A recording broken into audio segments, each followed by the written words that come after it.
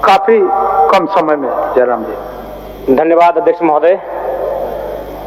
एक विद्रोही कवि ने लिखा है कि मैं किसान हूँ, आसमान में धान बो रहा हूँ।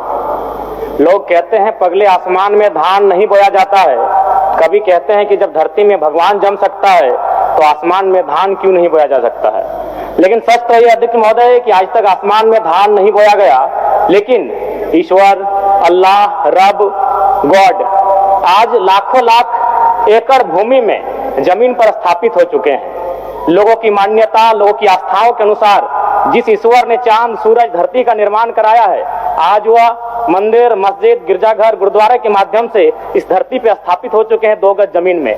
मैं इन पंक्तियों के माध्यम से यह कहना चाहता हूं अध्यक्ष महोदय कि ईश्वर के लिए, खुदा के लिए, रब के लिए, गॉड के लिए जमीन का इतना महत्व है, तो एक आम व्यक्ति के लिए जमीन का कितना महत्व हो सकता है अध्यक्ष महोदय, मैं आपको ये संज्ञान में देना चाहता हूं। अमेरिकी कृषि विभाग और राष्ट्रीय कृषि सांख्यिकी के आंकड़े बताते हैं कि बिल गेट्स, जिनके पास 2,42,000 एकड़ भूमि है, यानी रामगढ़ जिला से तनिक कम अध्यक्ष महोदय। अध्यक्ष महोदय, आज अगर इस राज्य का भ्रमण किया जाए तो आप पाएंगे कि इस राज्य का प्रत्येक दूसरा घर आज जमीन संबंधित विवादों से परेशान है। इसलिए मैं आपके माध्यम से सरकार को सचेत करना चाहूंगा कि आप कम से कम अंचल का दुरुस्त करें, नहीं तो आज हर एक घर गृह युद्ध में तब्दील हो जाएगा। समस्या है ऑनलाइन रसीद की, समस्या है रोटेशन की, समस्या है पंजी 2 की। इसलिए अध्यक्ष महोदय, उसके बाद महोदय, अगर आप धनबाद बोकारो से, चूंकि मैं आता हूं, वहां क्या है कि जो माफियाओं का सिंडिकेट है वह सड़क के किनारे जमीन पर घात लगाकर निगरानी करते हैं।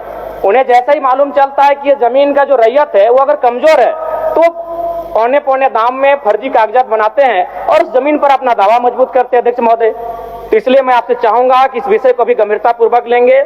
उसके बाद अध्यक्ष महोदय, इस राज्य के तमाम आंदोलन, चुहाड़ विद्रोह से लेके, तमाड़ विद्रोह से लेके बिरसा मुंडा का आंदोलन, वो भूमि पर आधारित आंदोलन रहा है अध्यक्ष महोदय, और उसी के परिणाम स्वरूप इस राज्य में एसपीटी कानून, सीएनटी कानून और विल्किंसन कानून लागू किया गया। लेकिन आज जब आप सड़कों में देखेंगे कि आदिवासी समाज के लोग रांची में सरना झंडा गाड़कर अपनी जमीनों की रक्षा कर रहे हैं, सीएनटी जमीन होने के बाद भी अध्यक्ष महोदय। इसलिए मैं आपके माध्यम से सरकार से चाहूंगा कि सीएनटी संबंधित जो जमीन है उन पर वापसी का प्रावधान किया जाए। अध्यक्ष महोदय, 30 सेकंड चाहेंगे अध्यक्ष महोदय।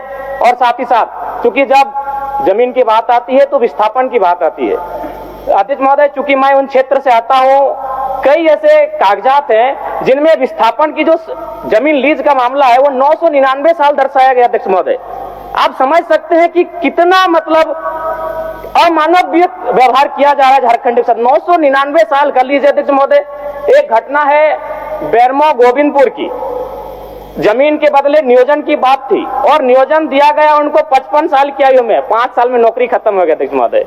यानी 3-3 पीढ़ियां विस्थापन के नाम पर 3-3 पीढ़ियां आज संघर्ष करके समाप्त होने के कगार पर है। इसलिए मैं आपसे मांग करता हूं कि इस राज्य में एक सशक्त विस्थापन आयोग का गठन किया जाए और अब तक जितने भी जगह विस्थापित हुए हैं लोग, उनके डाटा को कलेक्ट किया जाए और तद अनुसार उनको नियोजन और मुआवजा की प्रक्रिया को जनार्दन पासवान जी।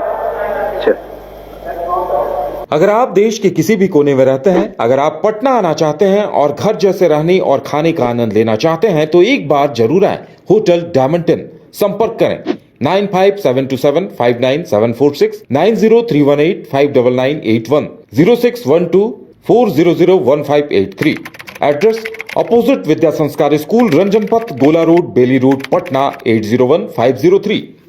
विश्व स्तरीय मेडिकल सुविधाओं से युक्त रांची का देवनिका हॉस्पिटल, जहां है neonatal ICU, burn intensive care unit, modular operation theatre, 24/7 emergency trauma service, multi disciplinary ICUs, emergency care, MRI, CT scan, advance cath lab, fully automated path lab, echo, ultrasound, ultra modular patient beds और pharmacy. Devnika hospital and research centre, किफायती दर पर विश्व स्तरीय इलाज, ancillary चौक, Tupudana industrial area, Ranchi.